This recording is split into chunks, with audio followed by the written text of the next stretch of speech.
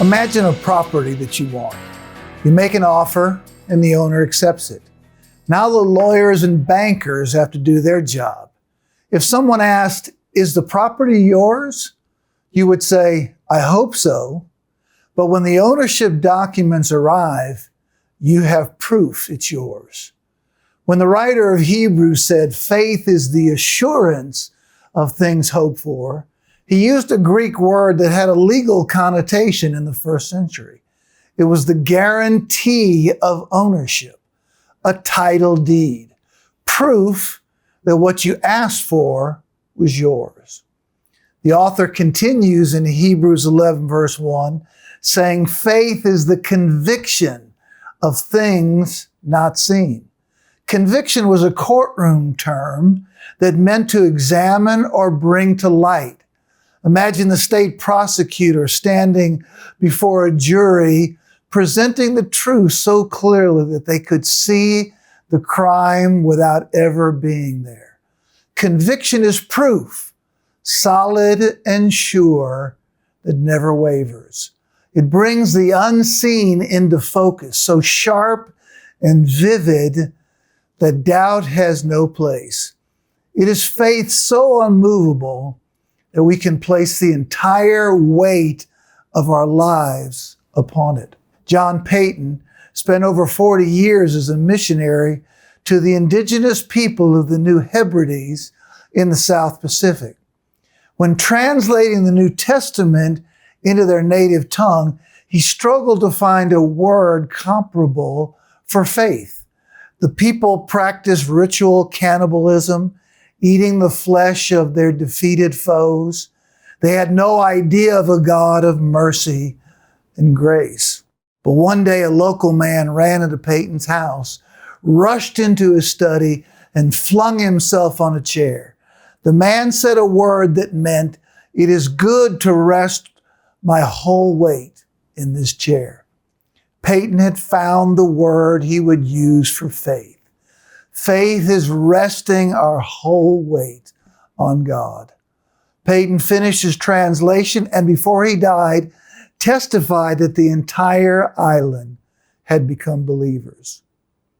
Faith gives us an unshakable confidence that everything God has said in His Word is true, and we can rest on it confidently. In Hebrews chapter 11, the author presents many reasons why people motivated by faith left their homes and went on mission. We'll look at 4. Number 1, we go to please God. In verses 5 and 6, the author says, "By faith, Enoch was taken up so that he should not see death, and he was not found because God had taken him." Now, before he was taken, he was commended as having pleased God. And without faith, it's impossible to please Him. The writer describes Enoch as one who pleased God. But when we read the Genesis account of Enoch's life, it's difficult to discover what great thing he did to please God. No grand accomplishments, no heroic deeds, no groundbreaking achievements are associated with his name. He simply walked with God. He put his entire trust in Him. This brought pleasure to God. In Hebrews 11, the author highlights many flawed people of faith. Gideon was fearful. Barak was hesitant. Samson was wayward. Jephthah was a prostitute's son. David was an overlooked shepherd boy. Samuel began his life as a temple servant. And yet the author includes them in the hall of faith, all because their faith pleased God. In contrast, the writer pronounces a sober warning in Hebrews 10 when he says, "But my righteous one shall live by faith. And if he shrinks back, my soul has no pleasure in him." There's no neutral ground. Either we live by faith and please God, or we retreat down a path that leads to destruction. Number 2, we go even when we don't know where we're going. Verse 8 says, by faith, Abraham went out, not knowing where he was going. Abraham's family worshiped the pagan gods. For 75 years, he lived among them, steeped in the culture of idolatry. It was all he knew. But when the God of glory appeared to him in Ur of the Chaldees, Abraham obeyed and went without knowing where he was going. Faith enables us to go without knowing because it teaches us that the spiritual realities of God's kingdom are beyond our physical senses. Faith sees what the natural eyes cannot. In 1991, a computer programmer and an artist created the autostereogram. The first time you look at it, it appears to be an intricate two-dimensional design. But if you stare at it in a certain way, a hidden 3D design pops off the page. A Japanese company marketed the product under the logo Magic Eye and made millions, although many could not see the 3D design under the surface. Faith enables us to see what many cannot, the unchanging things of God's eternal kingdom. What we see with our natural senses is temporary and fleeting, subject to change in this passing age. But what is unseen is eternal and unchanging. That is why we can go even without knowing where we're going. Number 3, we go because God is faithful to his promise. In verse 11, by faith, Sarah herself received power to conceive, even when she was past the age, since she considered him faithful who had promised.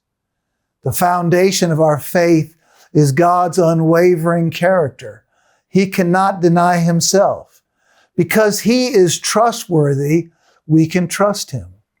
Sarah's consideration of God's faithfulness instilled in her confidence in his character. Television special aired during the 1988 Winter Olympics featured blind skiers training for slalom skiing. Sighted skiers taught them how to turn on the gradual slopes by shouting left and right at the appropriate times.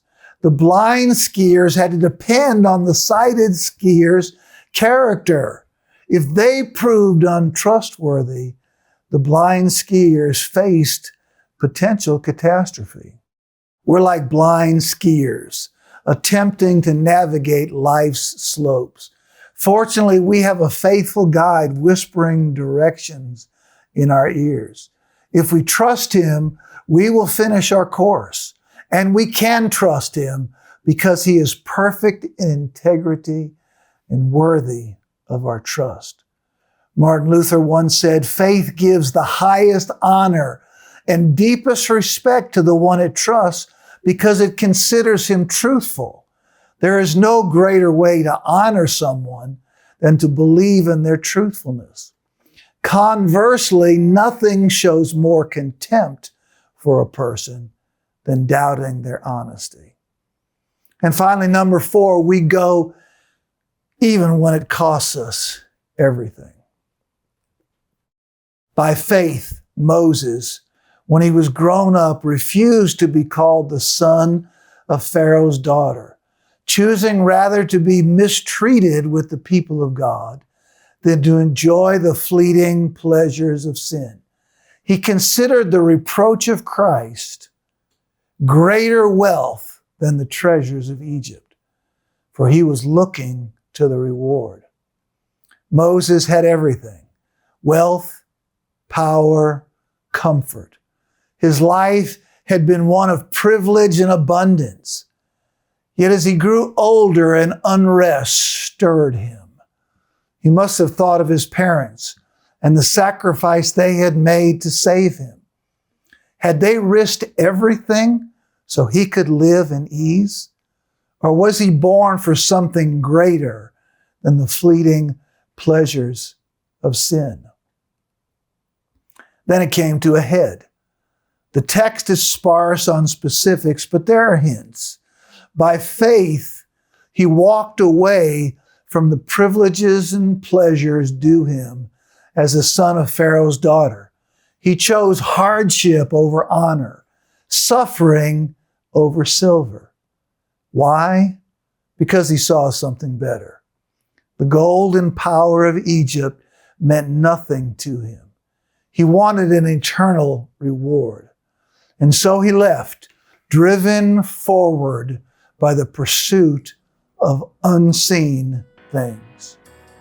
It will cost us everything to go, but God has called us, and we will follow him through the faith he provides.